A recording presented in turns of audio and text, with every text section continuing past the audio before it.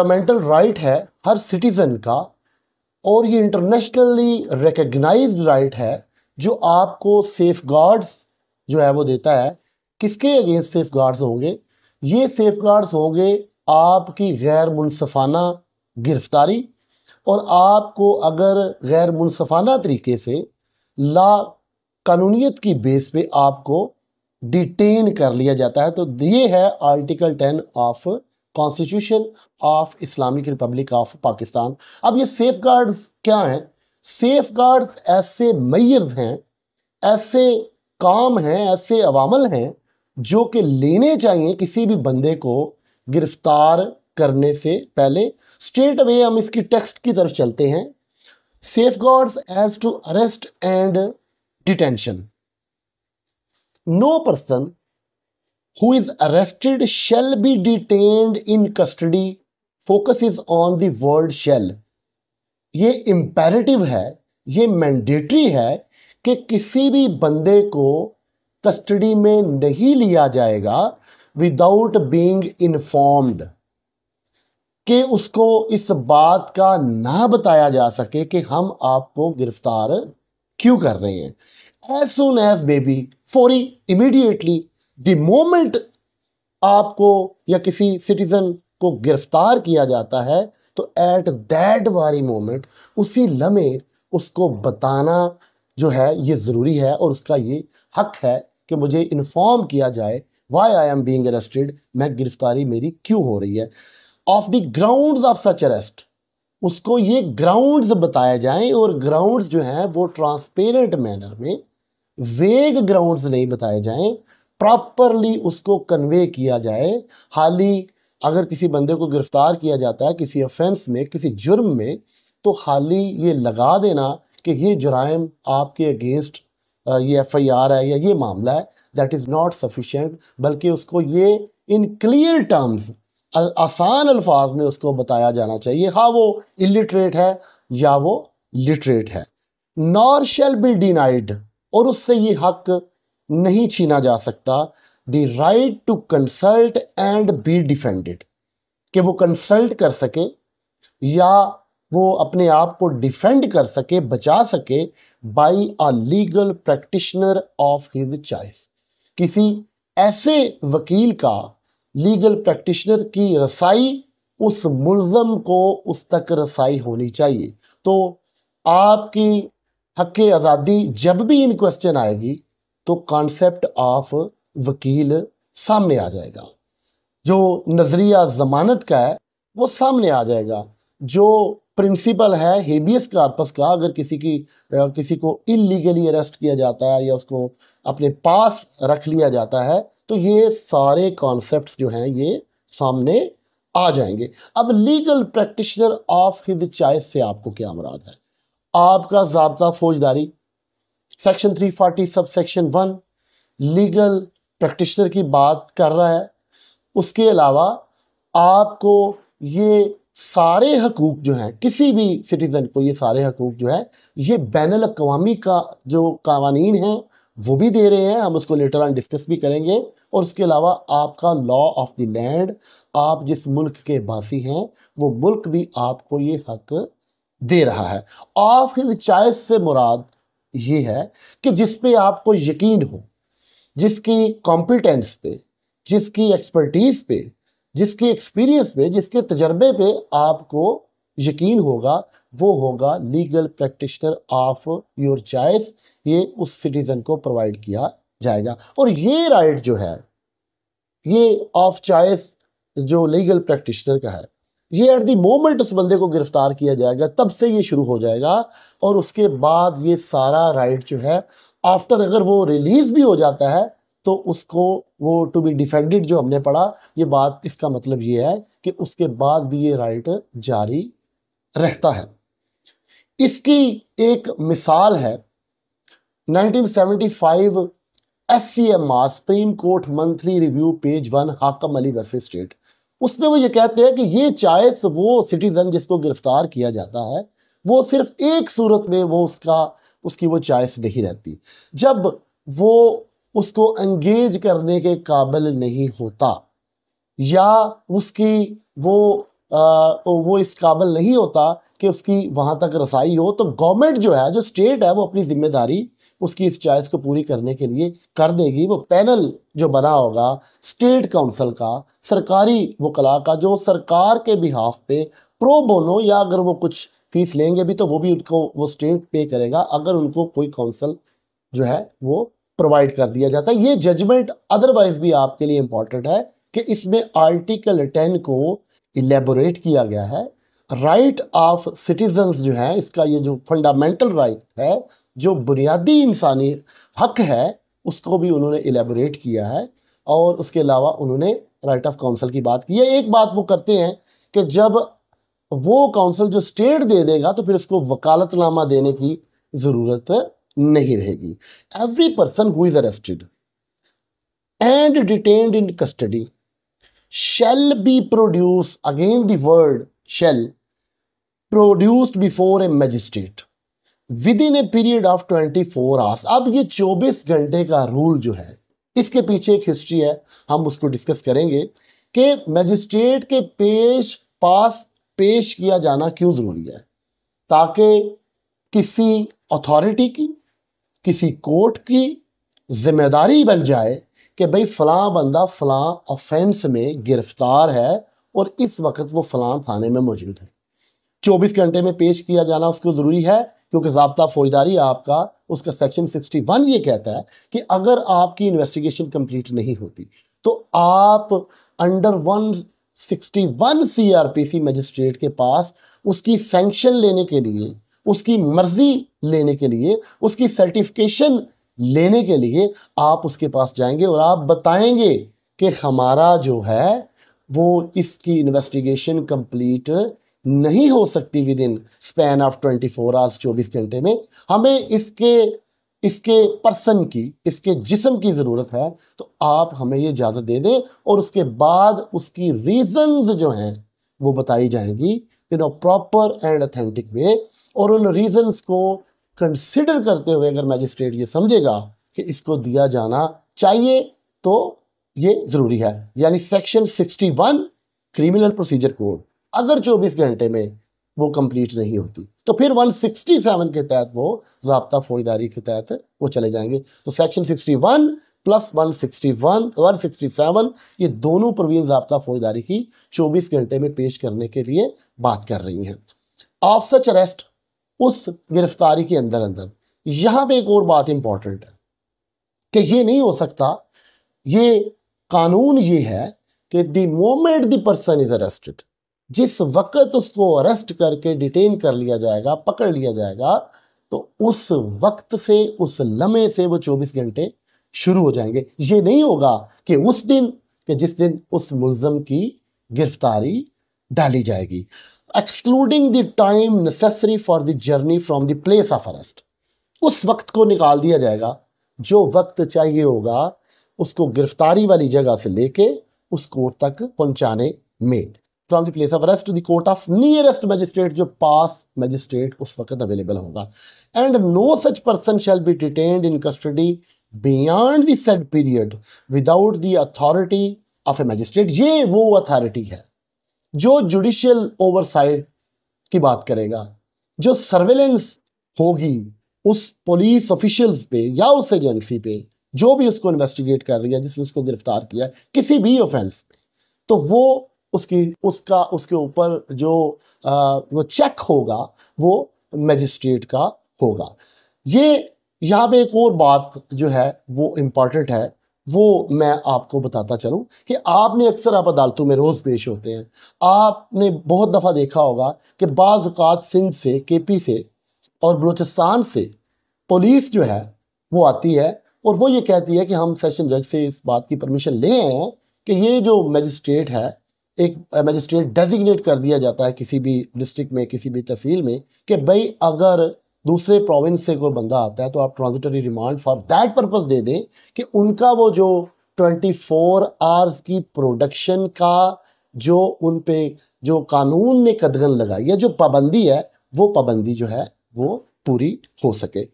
अब ये दोनों सेक्शन, ये दोनों क्लासेस जो हैं आर्टिकल 10 की, ये एक्सक्लूसिवली डील करती हैं arrest of the person he will be produced with in 24 hours. Next rest of the जो क्लासेज हैं, जो बकिया 7 क्लासेज हैं, वो प्रिवेंटिव डिटेंशन से बात करेंगे। अगर आपको एग्जामिनर ये क्वेश्चन पूछ लेता है एक्सक्लूसिवली कि आप ये 24 आवर का जो रूल है for the production of accused, जिसको आप इम्प्लीकेट किया गया है किसी ऑफेंस में, तो इसकी क्या हिस्ट्री है या इस पर डिटेल्ड नोट लिखें। तो being a student of law, जहां पे भी कोई भी प्रोविजन की बात आएगी, आपको सबसे पहले ये करना होता है कि आपको उसकी लेजिस्लेटिव हिस्ट्री में जाना होता है, आपको उसके जो हिस्टोरिकल बैकग्राउंड है उसमें जाना होता है। So that is the only way to amass material for your exam, जिसमें आप एग्जामिनर को जो है वो सेटिस्फाई कर सकते हैं। इसके लिए अरेस्ट की हद तक ये नीचे, अगर आपको इंट्रोडक्शन में, कंक्लूजन में या अदरवाइज आपसे एग्जामिनर डायरेक्ट क्वेश्चन पूछ लेता है कि क्या इसकी हिस्ट्री है, क्या मामला है, ये 24 आवर रूल्स किधर से आया, why it is important,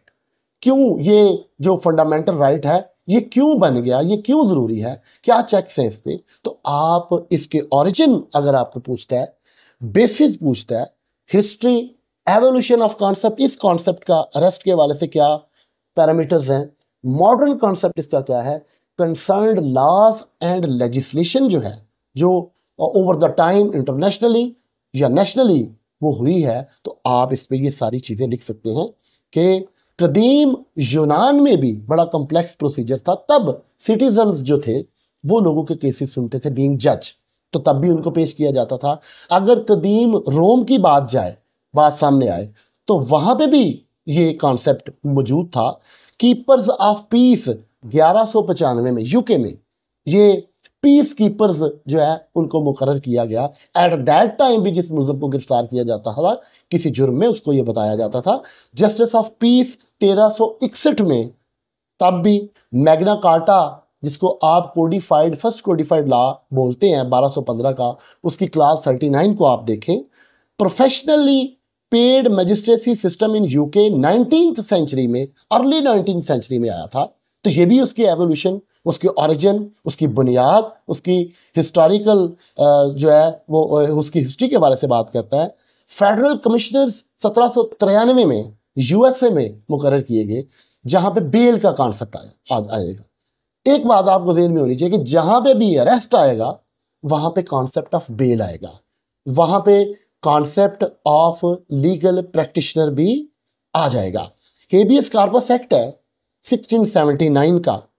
universal declaration of human rights है, उसका आर्टिकल 9 है 1948 का, जो ये कहता है कि भाई आप किसी को आर्बिट्ररी अरेस्ट, किसी को, पुलिस को जो है वो अनरिस्ट्रेन्ड पावर्स नहीं दी जाएंगी कि किसी को बिलावजा आप गिरफ्तार कर लें। आपको उनको बताना पड़ेगा कि भाई हम आपको इन ग्राउंड्स पे गिरफ्तार कर रहे हैं, ये आपका राइट है कि आपको रिप्रेजेंटेशन का राइट है, आपको काउंसिल का राइट है, आपको राइट टू बी इन्फॉर्म्ड है, आपको अनब्राइडल्ड, जिसमें कोई कदगन नहीं, ऐसी पावर्स आपके अगेंस्ट यूज नहीं हो सकती। इसी तरह इंटरनेशनल कविनेंट जो है on civil and political rights, जिसका पाकिस्तान सिग्नेटरी 2008 में बना, वो भी ये बात कर रहा है। PACE act 1984, police and criminal evidence act 1984 England का, इसमें मॉडर्न कॉन्सेप्ट 24 आवर्स का जो है वो सामने आया। Domestic laws of commonwealth Pakistan में, इंडिया में और जितने कॉमनवेल्थ कंट्रीज थे उसमें जो है आपके ज़ाब्ता फौजदारी में 1898 में 24 घंटे का रूल है। मिरांडा रूल, उसकी 5th अमेंडमेंट जो मिरांडा केस के बाद बनी कि right to be informed the moment he is arrested, जिस वक्त पुलिस इसको गिरफ्तार करती है, आपने अक्सर मूवीज में देखा होगा, तो कहते हैं आपका राइट है टू रिमेन साइलेंट, आपका राइट है to consult the counsel of your own choice. इसी तरह प्रेसिडेंट्स हैं बहुत से, जो जैसे हमने 1975 SCMR पेज 1 की बात की कि जिसमें वो आर्टिकल 10 को इलेबोरेट करते हैं और राइट ऑफ काउंसिल के कॉन्सेप्ट पे भी रोशनी डालते हैं। अब this was all about arrest के आप आर्टिकल 10 की फर्स्ट 2 क्लासेस में अगर आपने किसी मुलजिम को किसी जुर्म के सरजद होने के बाद गिरफ्तार करना है। अब क्लास 3 टू क्लास 9 जो है ये डील करती है प्रिवेंटिव डिटेंशन। प्रिवेंटिव डिटेंशन है क्या? प्रिवेंट करना, रोकना या किसी को डिटेन कर लेना इस मकसद के लिहाज से कि वो कोई एक्शन, रॉन्गफुल एक्ट ना कर पाए या वो कोई जुर्म ना कर पाए। ये वो लॉ है जिसकी बुनियाद पे आपका मेंटेनेंस ऑफ पब्लिक ऑर्डर 1960 है, जिसमें वो आप 16 MPO भी मेंटेनेंस ऑफ पब्लिक ऑर्डर आता है कि आप प्रिवेंट करने के लिए, व्हाट इज प्रिवेंटिव? आप वैक्सीन यूज करते हैं, आप फॉर मेडिकल पर्पसेस कि मुझे ये बीमारी ना लगे, आप एंटीबायोटिक्स लेते हैं कि मुझ पे ये स्मोक का असर ना हो। प्रिवेंट करने के लिए अभी आपको वो इशू नहीं है, आप उससे पहले ही, ठीक है, एज ए एहतियात के तौर पे आप वो मेजर ले लेते हैं। This is what which is called preventive detention. बात ये हो रही है कि आपको without trial, without commission of offence आपने कोई जुर्म नहीं किया, इन फ्यूचर मुस्तकबिल में, मुस्तकबिल करीब में आप कुछ कर सकते हैं, तो आपको प्रिवेंटिव डिटेंशन के कानून के मुताबिक आपको जो है वो पकड़ा जाता है। Nothing in clauses 1 and 2 shall apply to any person who is arrested or detained under any law providing for preventive detention। सबसे पहली बात वो जो ये कर रहे हैं वो ये है कि आपको कोई राइट ऑफ काउंसल, आपको to consult the counsel of your choice, आपको 24 आवर्स में पेश किया जाना, आपका वो सेक्शन 61 CRPC 167 का जो कॉन्सेप्ट जो अरेस्ट में है, वो सारी चीज़ें जो हैं वो यहाँ पे अप्लाई नहीं होगी। This is the main and major difference between, ये सबसे बड़ा फर्क है जो ऑर्डिनरी अरेस्ट, जो ऑर्डिनरी लॉज के तहत, आम कानून के तहत, पाकिस्तान पीनल कोड के तहत या किसी स्पेशल लॉ के तहत किसी बंदे को किसी जुर्म के बाद गिरफ्तार किया जाता है उसमें, और प्रिवेंटिव डिटेंशन में ये सबसे पहला फर्क जो है वो क्लास 3 ऑफ द आर्टिकल 10 जो है वो आपको वादे कर रहा है। No law providing for preventive detention shall be made, कोई प्रिवेंटिव डिटेंशन का कानून नहीं बनाया जा सकता। क्यों? एक्सेप्ट, सिर्फ इस मसले के लिए बनाया जा सकता है, इस मकसद के लिए बनाया जा सकता है, टू डील विद पर्संस, ऐसे लोगों के साथ डील करने के लिए,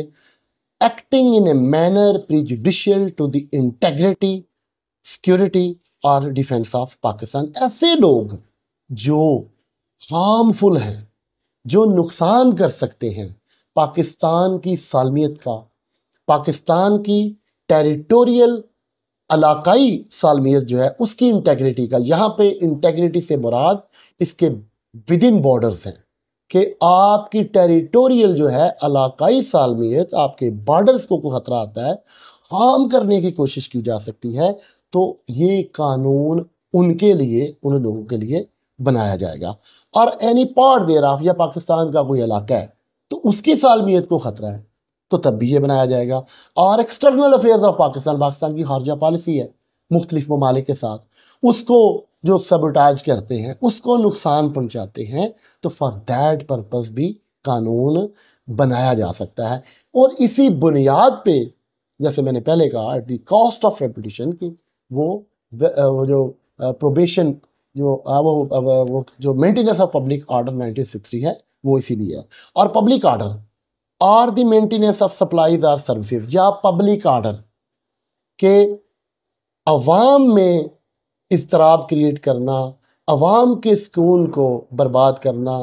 अवाम का, पब्लिक एट लार्ज का नुकसान करना, पब्लिक ऑर्डर को ख़राब करने की कोशिश की जाती है, तो तब भी ये कानून बन जाएगा। या maintenance of public, maintenance of supplies और सर्विसेज, ऐसी सर्विसेज जो हैं जो गवर्नमेंट जो है वो सप्लाई करती है अपने मासेस के लिए, अपनी अवाम के लिए, अपने सिटीजन्स के लिए। आपको आटे आटे की तरसील की जाती है, आपको पानी की तरसील की जाती है,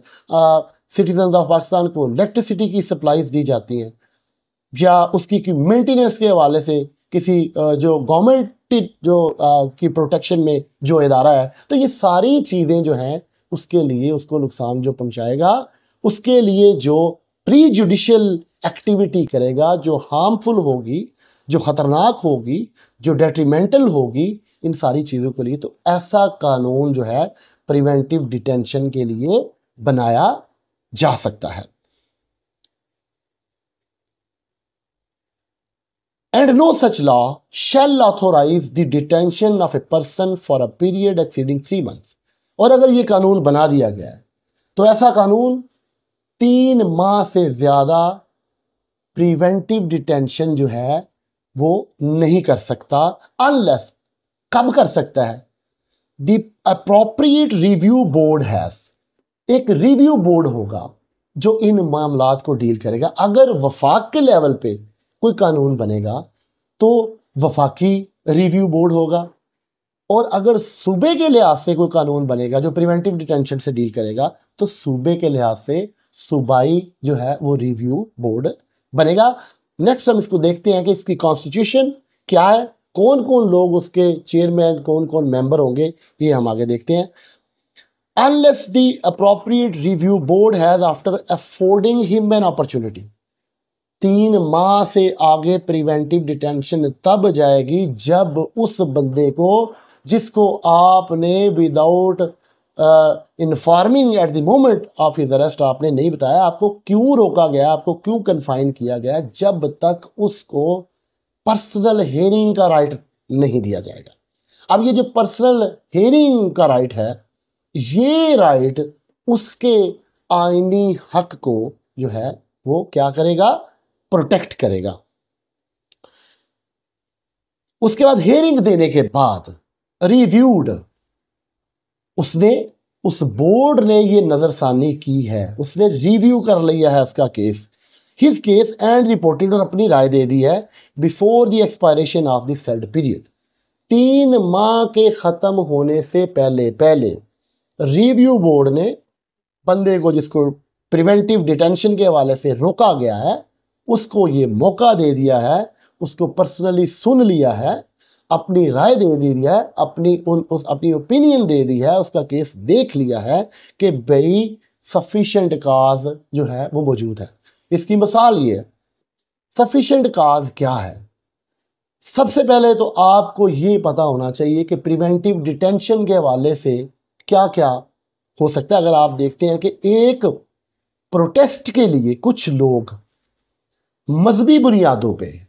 जो है वो गवर्नमेंट को ये इंटीमेट करते हैं, उसको इंटीमिडेट करते हैं, बल्कि बताते हैं कि फ़लाँ तारीख को हम एहतजाज करेंगे, हम बाज़ार जो है वो बंद कर देंगे, हम सड़कें तोड़ देंगे, हम नुकसान करेंगे और हम एहतजाज करेंगे। तो गवर्नमेंट क्या करती है कि उनके लीडर्स को प्रिवेंटिव डिटेंशन के कानून की बुनियाद पे उनको पकड़ लेती है, उनको रोक लेती है। या अगर कुछ लोग ये चाहते हैं, जो इन पर्सन्स चंद लोग हैं, वो कहते हैं गवर्नमेंट को कि हम आपका ये जो डिफेंस सिस्टम है इसको हम हैक कर लेंगे, इसमें हम हमला कर देंगे, या आपका जो जहाँ पे मिलिट्री का असला पड़ा हुआ है हम उस पर हमला कर देंगे। तो ये सारी चीज़ें, इसको प्रिवेंट करना, उसको प्रिवेंटिव डिटेंशन में उन लोगों को लेके आना, ये स्टेट के लिए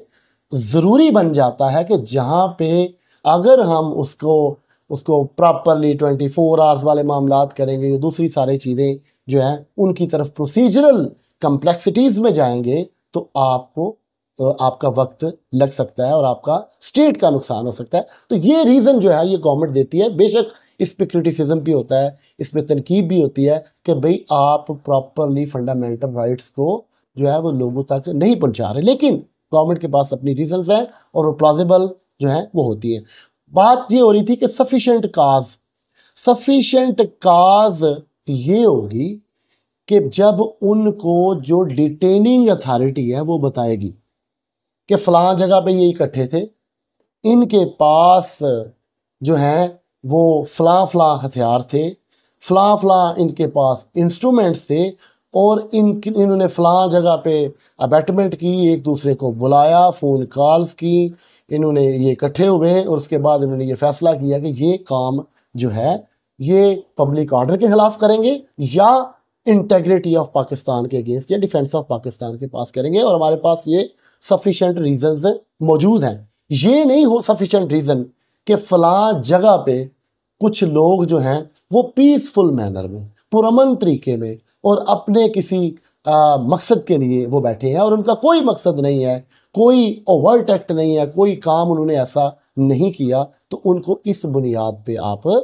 जो है वो प्रिवेंटिव डिटेंशन के कानून के दायरे में आप नहीं ला सकते। And if the detention is continued after the said period of 3 months, और उसके बाद रिव्यू बोर्ड नजरसानी करता है, राय दे देता है, सफिशिएंट काज मौजूद है, आप इसको डिटेन कर लें, तो नेक्स्ट 3 months शुरू हो जाते हैं और उसकी एक्सपायरेशन से पहले, उनके ख़त्म होने से पहले जो है वो रिव्यू बोर्ड जो होगा, अगर वफाक के लेवल पे होगा तो वफाकी, अगर सूबे पे लेवल पे कोई कानून होगा तो सूबाई, वो दोबारा उसको सफिशिएंट काज उसी तरह उसी प्रोसीजर को वो देखेंगे। Explanation 1, the appropriate review board है क्या? अप्रोप्रिएट मीन्स सूटेबल, मुनासिब बोर्ड होना चाहिए, और वो बोर्ड वो होना चाहिए जिसकी ऑथेंटिसिटी और उसके मेंबर्स की इंटेग्रिटी पे, उनके एक्सपर्ट होने पे, उनके ऑनेस्ट होने पे कोई शक ना रहे। फेडरल लॉ से रिलेटेड अगर कोई बंदा टॉस कानून के तहत डिटेन किया जाएगा, जैसे डिफेंस ऑफ पाकिस्तान कानून है जो फेडरल लॉ है, तो उसका बोर्ड का चेयरमैन कौन होगा? वो चीफ जस्टिस ऑफ पाकिस्तान होगा, और 2 जज सुप्रीम कोर्ट के, या वो अगर सर्विंग है, हाजिर सर्विस है तो वो हो गए, और अगर रिटायर्ड हो गए हैं तो वो भी मेंबर उसके हो सकते हैं। ये फेडरल रिव्यू बोर्ड होगा। इसी तरह इसी एनालॉजी पे अगर प्रोविंस की बात है तो प्रोविंशियल लेवल पे chief justice of the concerned high court और 2 जजेस जो हैं वो होंगे जो सर्विंग होंगे या रिटायर्ड होंगे। Chief justice in case of federal board वो चेयरमैन होगा, और in case of province chief justice of high court जो है वो चेयरमैन होगा उस बोर्ड का। जो रिव्यू बोर्ड है, opinion of review board shall be expressed in terms of views of the majority. अपनी अपनी राय देंगे, फिर उस ओपिनियन को, उन व्यूज को, उस राय को काउंट कर लिया जाएगा। अगर 2 राय प्रिवेंटिव डिटेंशन के हक में हैं तो उसको डिटेन किया जाएगा। अगर प्रिवेंटिव डिटेंशन के हक में नहीं है, जो माइनॉरिटी व्यू है, तो उसको वजन नहीं दिया जाएगा, यानी मेजॉरिटी व्यू प्रिवेल करेगा। इसी बेसिस पे वो ये कह रहे हैं कि अपना हर मेंबर इंक्लूडिंग चेयरमैन अपने व्यूज देगा। व्हेन एनी पर्सन, अब यहां पे एक और कदगन है, when any person is detained in pursuance of an order made under any law providing for preventive detention, कोई भी कानून है, सूबाई है या फेडरल है, और वो कानून प्रिवेंटिव डिटेंशन का बन चुका है और उस पर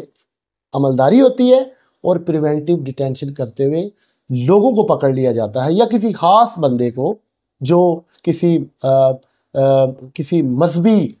जो पेशवा है, या जो सेक्टेरियन बेसिस पे या रिलीजियस बेसिस पे, किसी भी बुनियाद पे जहाँ पे तसादम का खतरा है, पब्लिक ऑर्डर मुतासर होने का खतरा है, या गवर्नमेंट का नुकसान हो सकता है, तो ऐसा मामला आता है जिसको भी गिरफ्तार किया जाएगा। ही will be communicated with in 15 days, कि उसको 15 दिन के अंदर अंदर कम्युनिकेट किया जाएगा। अब ये कम्युनिकेशन क्यों जरूरी है? उसको बताना उसी तरह ज़रूरी है कि जिस तरह आप किसी बंदे को सपोज कि बंदे को आप गिरफ्तार करते हैं, अरेस्ट करते हैं किसी जुर्म के सरजद होने के बाद, तो उसको राइट ऑफ काउंसिल हासिल है। इसी बुनियाद पे जब आप प्रिवेंटिव डिटेंशन का कानून को इस्तेमाल करते हैं तो टाइम स्पैन 15 दिन हो गए हैं, और ये मैक्सिमम पीरियड है। ये 15 दिन के अंदर अंदर आपने करना है। ये जरूरी नहीं है कि आप तीसरे दिन कर रहे हैं, आप चौथे दिन कर रहे हैं। यहां पे ये बात जरूरी है कि द मोमेंट उस बंदे को डिटेन किया जाएगा, उस मोमेंट से लेके 15 दिन के अंदर अंदर आपको ये करना है। कम्युनिकेट करेंगे, और कम्युनिकेशन इसलिए जरूरी है ताकि वो अपना डिफेंस दे सके, ताकि वो अपने आप को बचा सके। अगर उसके पास साउंड रीजंस होंगी, उसके पास वजूहात होंगी, और वो ये बताने के काबिल होगा कि ये जो प्रिवेंटिव डिटेंशन का कानून स्टेट ने मेरी ज़ात पे लागू किया है या हम सब पे एज ए होल लागू किया, ये हम पे लागू नहीं होता, ये हमारी वजूहात हैं। तो दिस इज़ द रीज़न कि उसको बताया जाना ज़रूरी है, और ये प्रिंसिपल ऑफ नेचुरल जस्टिस है। To such person the grounds, अब ग्राउंड्स उसको बताए जाने ज़रूरी है। इस पर एक जजमेंट है, मैं अभी आपसे शेयर करता हूँ कि ये जो ग्राउंड्स बताई जाएंगी ये वेग नहीं होंगी, ये इस तरह नहीं होंगी जिसकी समझ ही ना किसी को आ सके। ग्राउंड्स ऐसी होंगी जो रीजनेबल होंगी, जो सफिशिएंट होंगी, जिसको बुनियाद बनाया जा सके। आप प्रिवेंटिव डिटेंशन का इतना स्ट्रिक्ट और स्ट्रिंजेंट कानून को किसी के खिलाफ इस्तेमाल कर रहे हैं, तो ये उसको बताया जाना जरूरी है। On which the order has been made, उन ग्राउंड्स को जिसकी बेसिस पे ये ऑर्डर किया गया है। And shall afford him the earliest opportunity, और उसको the word shall is imperative, is mandatory, उसको बताया जाएगा, उसको मौका दिया जाएगा क्या करने के लिए, फॉर मेकिंग और रिप्रेजेंटेशन अगेंस्ट द ऑर्डर, कि इस ऑर्डर के खिलाफ हम आपको ये कम्युनिकेट करते हैं, हमारे पास ये ग्राउंड्स अवेलेबल है, आप अगर चाहते हैं तो आप रिप्रेजेंटेशन कर ली। अब ये रिप्रेजेंटेशन क्या है? Representation is a formal document that can be in the form of an application, कि जिसमें आप ये कहते हैं कि ये जो ग्राउंड्स आप बता रहे हैं ये इनके दायरा कार में मैं नहीं आता, इस ऑर्डर को जो आपने मेरे अगेंस्ट किया है मैं उसके दायरा कार में भी नहीं आता, और आप अपने फैसले को, इस ऑर्डर को मेरी हद तक या तो एनल कर दें, रिवोक कर दें, रिसेंड कर दें, या इसको कम से कम मॉडिफिकेशन की तरफ ले जाएं। Provided that the authority making any such order, जो अथॉरिटी वो ऑर्डर कर रही है, may refuse to disclose facts. This can be asked why the authority can refuse to disclose the facts. वो डिस्क्लोजर क्या है? वो डिस्क्लोजर वो कम्युनिकेशन है जो हमने अभी ऊपर पढ़ा। वो डिस्क्लोजर वो कम्युनिकेशन है किन चीज़ों की, उन ग्राउंड्स की जिनकी बुनियाद पे ऑर्डर किया गया है, तो वो फैक्ट्स को डिस्क्लोज करने से रिफ्यूज कर सकते हैं। With which such authority considers it to be against the public interest to disclose, अगर उनका डिस्क्लोज किया जाना, कम्युनिकेशन या डिस्क्लोजर ऑफ दोज ग्राउंड्स जो है वो मफादे आमा में नहीं है, कोई ऐसी बात है कि जिस बात पे इरप्शंस हो सकती हैं, प्रोटेस्ट हो सकते हैं, एहतजाज हो सकता है, सेक्टेरियन बेसिस पे जो मेजॉरिटी है, वो माइनॉरिटीज़ जो हमारे मुल्क में जिनको सारे जो हैं वो मौजूद हैं, फंडामेंटल राइट्स, वो उनके पीछे भागते हैं, या with in religion of Islam कोई सेक्टेरियन मामला अराइज हो जाता है, या अदरवाइज स्टेट पॉलिसी है कि इन चीज़ों को डिस्क्लोज करना हमें खारजा पॉलिसी के हवाले से हमारा नुकसान कर सकती है, पब्लिक ऑर्डर मुतासर हो सकता है, या इंटेग्रिटी ऑफ पाकिस्तान या इसकी सिक्योरिटी जो है इन क्वेश्चन आ सकती है, तो हम आपको बताने के पाबंद नहीं है। वहाँ पे स्टेट जो है वो अपने राइट्स को एक्सरसाइज करेगी। The authority making the order shall furnish to the appropriate review board, अगर रिव्यू बोर्ड जो है जिसका मकसद ही सिर्फ उस प्रिवेंटिव डिटेंशन के कानून के मुताबिक जो डिटेन किया गया है, जिसको रोका गया है, जो कन्फाइंड किए गए हैं, जो इनका अंडर कस्टडी लिए गए हैं लोग, उनके केस को रिव्यू करना है, उस पे अपनी राय देनी है, उन सफिशिएंट ग्राउंड्स को देखना है, तो उनको वो ये कहते हैं कि वो making the order shall furnish to the appropriate review board, उनको वो सारे डॉक्यूमेंट्स जो हैं रेलेवेंट है वो देने की पाबंद है। लेकिन एक यहाँ पे दोबारा स्टेट ने अपनी फेवर में बात कह दी, अनलेस ए सर्टिफिकेट, जहां पे उन डॉक्यूमेंट्स को रिव्यू बोर्ड को देना भी जरूरी नहीं समझती state, signed by a secretary to the government concerned. अगर सूबाई रिव्यू बोर्ड होगा तो उस सूबे का, उस डिपार्टमेंट का जो कंसर्न जो सेक्रेटरी होगा वो सर्टिफिकेट देगा। और अगर वफाक के मतलब कोई प्रिवेंटिव डिटेंशन का कानून के तहत कार्रवाई हुई है तो वफाकी सेक्रेटरी ऑफ द गवर्नमेंट वो सर्टिफिकेट देगा और बताएगा to the effect that it is not in the public interest. अब वो सर्टिफिकेट जो है एक रिस्पॉन्सिबल गवर्नमेंट ऑफिशियल का, हाईएस्ट लेवल का जो ऑफिशियल है, उसका ये सर्टिफिकेट इस बात की जमानत है जो रिव्यू बोर्ड को ये सेटिस्फाई करने की कोशिश करेगा कि ये डॉक्यूमेंट्स देने से पब्लिक ऑर्डर मुतासर हो सकता है या interest of Pakistan as a state prejudice हो सकता है, तो आप हमसे ये डॉक्यूमेंट्स ना मांगे, हम आपको नहीं देते। That it is not in the public interest to furnish any documents is produce, वो सर्टिफिकेट दे के वो अपनी उस जिम्मेदारी से फारग हो जाएंगे। Within a period of 24 months. अब एक बात I forgot to tell you कि जिस तरह इस आर्टिकल 10 जो है इसमें दो सेगमेंट्स हैं, दो चीज़ें हैं, अरेस्ट और preventive detention. On the same basis जो है प्रिवेंटिव डिटेंशन के अंदर भी आपको दो चीज़ें नजर आएंगी। एक चीज़ वो अवामल जो पब्लिक ऑर्डर से रिलेटेड है, ऑन द अदर हैंड वो चीज़ें जो स्टेट के इंटरेस्ट से, उसकी इंटेग्रिटी से जो है वो डायरेक्टली रिलेटेड, यानी प्रिवेंटिव डिटेंशन में भी आपको नजर आएगा कि दो चीज़ें हैं, दो different things are being discussed. उन दोनों को जो है वो दोनों मामलात को एड्रेस किया गया। With in a period of 24 months commencing on the day of his first detention in pursuance of an order made under a law providing for preventive detention, 24 माह के अंदर, 2 साल के अंदर no person shall be detained in pursuance of any such order for more than a total period of 8 months in case of a person detained for acting in a manner prejudicial to the public order, कि उन 24 माह के अंदर अंदर आप maximum 8 month के लिए अगर पब्लिक ऑर्डर का मामला आता है उसको आप डिटेन मैक्सिमम कर सकते हैं। And 12 months in any other case. अब ये इन एनी अदर केस जो है इसमें गवर्नमेंट के पास एक फर्दर उसने अपने पास वो बात रखी है, and that relates to the state, उसकी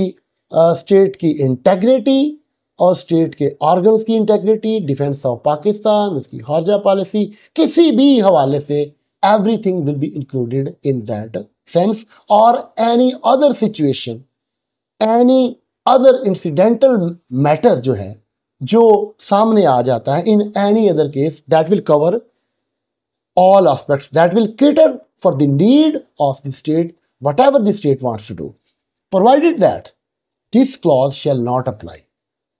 ये clause वहां apply नहीं करेगी to any person who is employed or works for, जो किसी के लिए काम करता है या जिसको रखा गया है, or acts on instruction received from the enemy, किसी दुश्मन के कहने पे अगर कोई जासूस पाकिस्तान में मौजूद है जो कलेक्शन कर रहा है, आपकी इंटेलिजेंस एजेंसीज के बारे में इंफॉर्मेशन ले रहा है, आपकी जो इम्पोर्टेंट इंस्टॉलेशंस हैं, आपके डैम्स हैं, आपके एम्यूनिशन एंड आर्म जो आपके डिपो हैं, या आपकी इलेक्ट्रिसिटी सिस्टम है, आपका एयरलाइन सिस्टम है, आपकी रेलवे लाइन सिस्टम है, या किसी भी हवाले से ऐसी चीज़ जो आपको एज ए स्टेट आपके मुल्क को नुकसान कर सकती है और ऐसे बंदे को ये अप्लाई नहीं करेगा। सिक्योरिटी या डिफेंस ऑफ पाकिस्तान और any part thereof or who commits or attempts to commit any act, जैसे होता है हम कहते हैं कि हमने फलां मुल्क का जासूस पकड़ लिया है, हमने फलां मुल्क की एजेंसी का फलां जासूस जो है वो पकड़ लिया है और वो ये कर रहा था। And any act which amounts to an anti national activity, जो आपको एज ए नेशन ऐसी एक्टिविटी में इन्वॉल्व होगा जो नेशनल लेवल पे आपकी मुल्की सालमियत पे वो को हार्म कर सकता है, उसके लिए डेट्रीमेंटल हो सकता है और प्रिजुडिशियल हो सकता है as defined in the federal law, जो कानून वफाक में जिसको डिफाइन किया गया, और is a member of any association which has for its objects, या वो किसी ऐसी एसोसिएशन का मेंबर है जिसके मकासद क्या हैं, और which indulges in any such anti national activity. तो ये क्लॉज उसको अप्लाई नहीं करेगी। The appropriate review board shall determine the place of detention. ये अनदर राइट है, वो दिया गया है on the basis of humanity, इंसानियत की बुनियाद पे वो बताया जाएगा कि इस बंदे को फलां जगह पे जो है वो इसकी प्लेस जगह होनी चाहिए जहाँ पे इसको डिटेन किया जा सके, of the person detained and fix a reasonable subsistence allowance for his family, और उसकी फैमिली के लिए उनको अगर उसकी औलाद है या उसके डिपेंडेंट्स हैं तो उनके लिए सबसिस्टेंस अलाउंस भी दिया जाएगा, बिकॉज ऑफ द रीज़न कि इसमें ये पता नहीं है कि कितने टाइम के लिए he will be unable to earn his livelihood, वो अपनी अर्निंग नहीं कर सकेगा, वो प्रोफेशन में नहीं रहेगा, तो ऑन दैट ह्यूमैनिटेरियन ग्राउंड उसको ये राइट दिया जाएगा। Nothing in this article shall apply to any person who for the time being is an enemy alien. Alien foreigner है, फॉरेनर भी है और इसके बाद एनिमी भी है, दुश्मन भी है। तो ये पूरे का पूरा आर्टिकल, इसमें जो राइट्स दिए गए हैं, जो मामला डिस्कशन हुए हैं, जो चीज़ें भी उसको प्रोवाइड की जाएंगी, तो ये आर्टिकल जो है एलियन एनिमी को ये अप्लाई नहीं करेगा। This was all about article 10 of the constitution of Islamic Republic of Pakistan. अब प्रिवेंटिव डिटेंशन के हवाले से, जैसे मैंने वो अरेस्ट के हवाले से आपको 1975 SCMR पेज 1 बताया, उसी बेसिस पे एक जजमेंट है 1975 PCRLJ पेज 1413, 1975 PCRLJ पेज 1413, और ये जजमेंट जो है ये लाहौर हाई कोर्ट की है, Chaudhary ज़हूरलाई versus state. ज़हूरलाई was member of national assembly, जिनके बेटे बाद में प्राइम मिनिस्टर ऑफ पाकिस्तान भी बने और जो है वो CM पंजाब भी रहे, फेडरल मिनिस्टर भी रहे। उनको 1975 में पॉलिटिकल ग्राउंड्स पे गिरफ्तार कर लिया गया along with other members of assembly. तो वेयर अबाउट्स का पता नहीं, नेचर ऑफ एलिगेशन का पता नहीं कि वाई के क्या उनको प्रिवेंटिव डिटेंशन के तहत गिरफ्तार किया गया या जुराइम सरजद होने के बाद मुख्तलिफ FIRs में गिरफ्तार किया गया। रिप्रेजेंटेशन की उन्होंने, मजिस्ट्रेट को एप्लीकेशन दी, मुझे राइट ऑफ काउंसल दिया जाए, रसाई मेरे रिश्तेदारों तक दी जाए, मुझे वेयरिंग अपैरल्स, मुझे कपड़े पहनने के लिए दिए जाए, और सबसे इम्पॉर्टेंट बात कि मुझे ये बताया जाए why I am being detained, मुझे क्यों गिरफ्तार किया गया। He was moved from one province to another province, इधर से कराची, पंजाब से बलूचिस्तान ले जाया गया, सारे मामलात हुए। तो उसमें अदालत ने जब हेबियस बाद में लेटर ऑन फाइल की तो उन्होंने ये कहा कि पहली बात तो ये है कि अगर तो ये अरेस्ट है तो फिर आपको जो चैप्टर 11B है volume 3 high court rules and order का, अगर किसी ऑफेंस में है तो वो पैरामीटर्स आपको फॉलो करना होंगे। मजिस्ट्रेट का काम है उनको बताए कि भाई आपको इसलिए गिरफ्तार किया गया, आपके पास राइट ऑफ काउंसल है, अगर आप नहीं कर सकते काउंसल तो हम आपको स्टेट एक्सपेंस पे काउंसल देते हैं, अगर आपको टाइम चाहिए तो हम आपको 1 घंटे 2 घंटे के लिए ट्रांजिटरी रिमांड देते हैं, दोबारा आपको पेश किया जाए और आप अपने आर्गूमेंट्स को कंप्लीट कर लें, if it that is the case. और अगर ये केस है कि ये प्रिवेंटिव डिटेंशन है तो 10 माह गुजर चुके हैं, तो आपको वो जो कम्युनिकेशन है जो 15 दिन के अंदर अंदर आपको कम्युनिकेट किया जाना चाहिए था, वो भी कम्युनिकेट नहीं किया गया। तो इसमें जो पैराग्राफ, एक बड़ी डिटेल्ड जजमेंट आपके लिए एक काफ़ी हेल्पफुल हो सकती है, तो इसमें वो ये कहते हैं, एक पैराग्राफ में आपके लिए पढ़ना चाहूंगा कि result of the discussion above is that the arrest of the petitioner on 25/1/1974 is not shown to be without lawful authority for against law. The manner of his detention is, however, held to be not in accordance with the law on at least 3 grounds of opinion. कि इनकी detention कौन सी grounds हैं जिस पे वो ठीक नहीं है. First, the grounds of arrest, वो जो रिक्वायर्ड है अंडर आर्टिकल 10 वो पूरी नहीं की गई. उसके बाद mere नरेशन ऑफ सेक्शंस जो है वो भी काफ़ी नहीं है. और अगर इनकी डिटेंशन जो है वो प्रिवेंटिव डिटेंशन के ज़ुमरे में आती है, डिफेंस ऑफ पाकिस्तान आपने फेडरल लॉ जो है इम्पोज किया है, तो आपको ये बताना चाहिएगा. रिमेंबर वन थिंग कि अगर आप इन वायलेशन प्रिवेंटिव डिटेंशन करते हैं तो the authority will be held accountable under article 10 of the constitution. अलावा अजीम,